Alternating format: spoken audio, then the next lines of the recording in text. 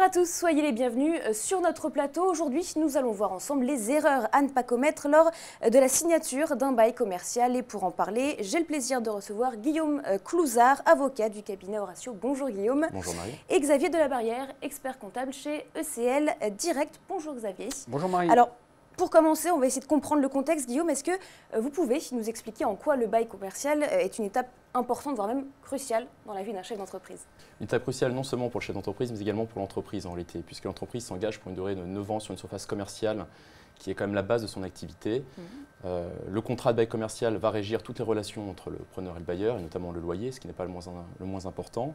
Les textes qui régissent les baux commerciaux laissent une grande liberté de négociation sur les contrats. Il faut donc faire très attention aux clauses imprécises qui peuvent créer en réalité des difficultés relationnelles entre le bailleur et le preneur.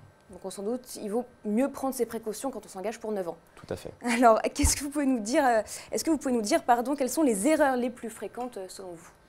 Eh bien, souvent, l'entrepreneur pense qu'il peut résilier le bail à tout moment, ou en tous les cas à tout moment pendant les périodes de 3 ans, puisque le bail, s'il a une durée initiale de 9 ans, est divisé en 3 fois 3 années. D'accord. On ne peut pas rompre le bail commercial avant l'issue de chaque période triennale. C'est donc une étape très importante, il faut surveiller à chaque fois au niveau du calendrier quand la période triennale intervient dans le bail. C'est totalement impossible de résilier un bail avant son terme?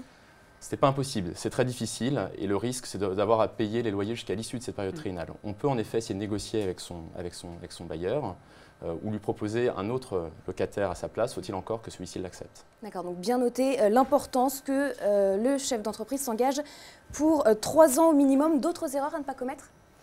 Eh bien, l'erreur, qui est en fait la suite de la première erreur, c'est de vouloir céder son bail commercial pour pouvoir finalement se libérer de cette période triennale sans demander l'autorisation au bailleur ou sans l'appeler à l'acte de cession. Et dans ce cas-là, cette cession peut être mise en cause, voire pire, on peut perdre son droit à la propriété commerciale et son bail commercial. D'accord, et une troisième erreur pour finir que vous rencontrez quand vous accompagnez des chefs d'entreprise? Lorsque le locataire laisse le bail en fait, se renouveler tacitement à l'issue de la période de 9 ans initiale, si aucune des parties n'a demandé le renouvellement du bail à l'issue de cette période de 9 ans, le bail part pour une durée indéterminée. Et au-delà de la 12e année, le bailleur est en mesure de déplafonner le loyer initial. Et on partira donc sur des conditions économiques qui sont bien plus défavorables pour le preneur. Très bien. Xavier, vous, j'imagine que vous intervenez peut-être un petit peu moins dans la rédaction d'un bail. Est-ce que vous pouvez quand même nous apporter votre vision d'expert comptable?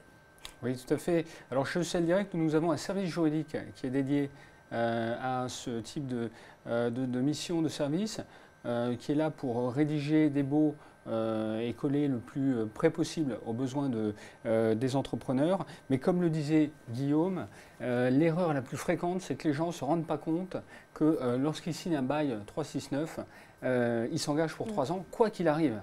C'est-à-dire si le business ne décolle pas, si à la fin de la première année, il n'y a plus d'argent dans les caisses, ils devront payer les loyers jusqu'au terme des 3 ans. Donc, c'est un point vraiment très important. Et ce qu'on conseille, nous, à nos clients, c'est notamment dans les entreprises de services, d'avoir plutôt recours à des baux précaires, 12 mois, 18 mois, qui peuvent être rompus avec un préavis de 2 ou 3 mois, ou pour les entreprises de services et entreprises libérales, des baux mixtes qui présentent beaucoup plus de souplesse que les baux commerciaux. Voilà. D'accord, donc bien faire attention à la durée de l'engagement. Merci beaucoup, messieurs, pour vos réponses. Et puis on se retrouve très vite sur ce plateau.